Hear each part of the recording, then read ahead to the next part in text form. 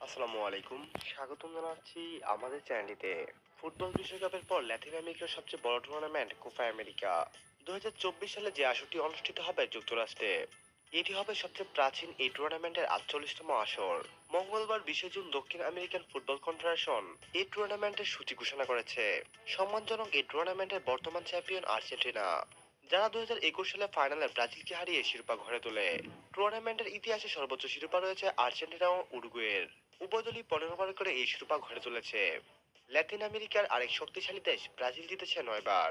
এদিকে কোপা আমেরিকার 48তম আসর মাঠে গড়াতে এখনো 1 বছর বাকি, কিন্তু তার আগে ফাঁস হয়ে গেছে ডিফেন্ডিং কে জিতবে কোপা আমেরিকার আসরটি। আর সেটি ফাঁস করেছে ফুটবল টুর্নামেন্টের ভবিষ্যৎবাণী করা বিড়াল অ্যাকিলিস। অ্যাকিলিস দ্য ক্যাট, এর রং সাদা, চোখ নীল, ওজন 4 কেজি। এক ঝলকে দেখলে মনে হবে আর 5টা বিড়ালের মতো সাধারণ অ্যাকিলিস। কিন্তু অ্যাকিলিসের বিশেষত্ব হলো সে বধির। কানে শুনতে পায় না, কিন্তু তার দারুণ ইন্দ্রিয় ক্ষমতা আছে। সে তার হৃদয় দিয়ে ভবিষ্যৎ দেখতে পায়। বিড়াল অ্যাকিলিসকে দিয়ে ভবিষ্যৎবাণী করানোর জন্য দুটি পাত্রে বিড়ালটিকে খাবার দেওয়া হয়। সেই সাথে দুই পাত্রের সাথে দুই দেশের পতাকা লাগানো থাকে।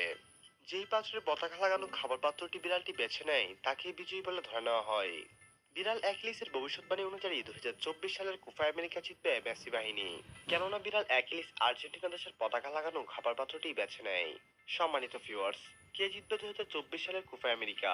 আপনি আপনার ব্যক্তিগত মতামত আমাদের সঙ্গে শেয়ার করতে ভুলবেন না।